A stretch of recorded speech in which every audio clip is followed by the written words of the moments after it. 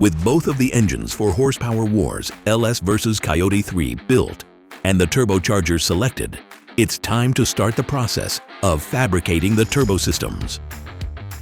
Okay, so I know that I said the next time you see us we would be at the dyno, but we actually have some really cool footage of the turbo system fabrication to show you. So let's cut to that and then we'll get to the dyno right after that, I promise. Horsepower Wars Season 4, presented by Summit Racing. All right, we ran into a little dilemma with our throttle body for the Coyote motor. We got the Vibrant Quick Seal, which does not mate up to our oval throttle body.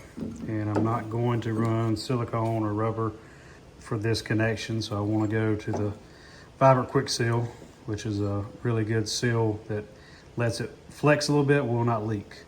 So we definitely want to use it. So I'm having to make a cone.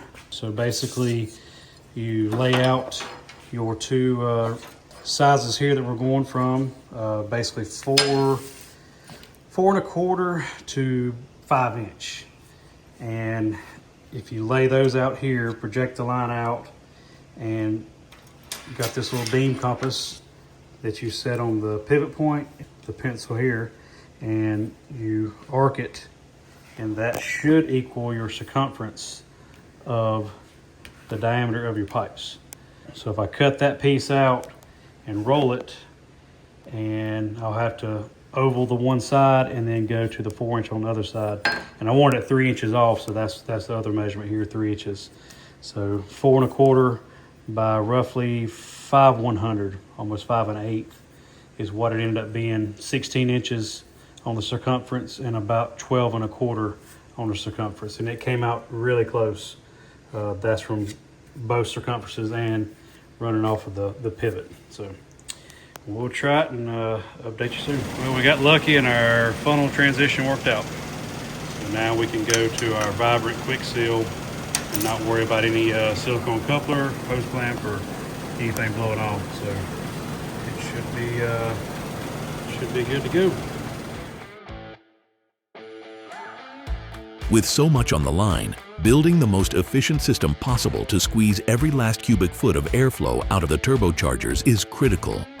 For the Coyote, we started with a set of low-profile fabrication turbo manifolds and an oval to V-band transition fabricated by Customs by Biggin. We then sent the engine to LP Racing. I am Lang Patchouli with LP Racing. It's our shop. We do a lot of fabrication, turbo systems, cars, complete builds, stuff like that. So we are doing the turbo setup on here. Simple 2-into-1 crossover, exhaust pipe, charge pipe, sensors, wastegates, everything necessary. So I guess you'll follow along with me and my guys as we get it done.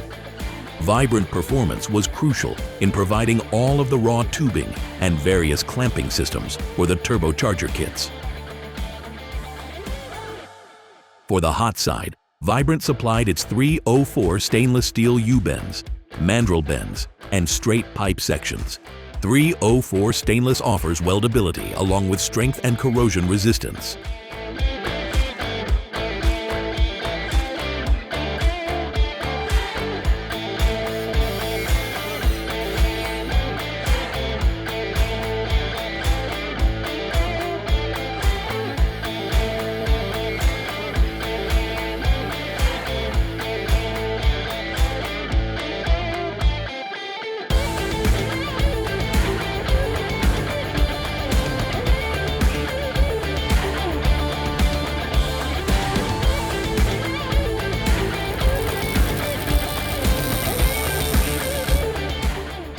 The main hot side piping is a 2-into-1 Y-pipe design to drive the 80mm turbine of the HPT turbocharger.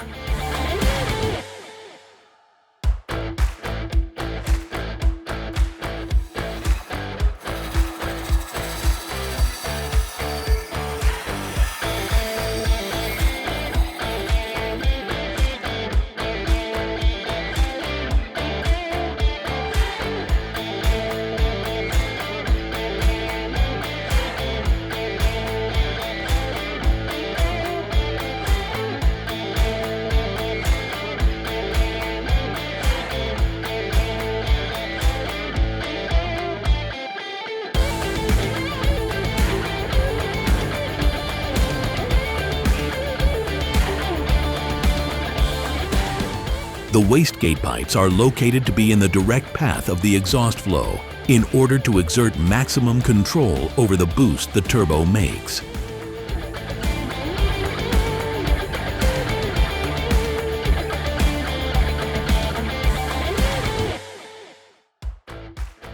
All right, so got the crossover made. We have all the pieces made for the wastegates, and he's working on the charge tube. So basically we're gonna finish up charge tube, blow off valve, wastegates, and then we'll have to make a nice exhaust pipe that'll work with the dyno. Yeah, between today and tomorrow we'll wrap up all the welding and exhaust pipe and sensors, O2 bung, stuff like that, and then it's done. Coming up on Horsepower Wars.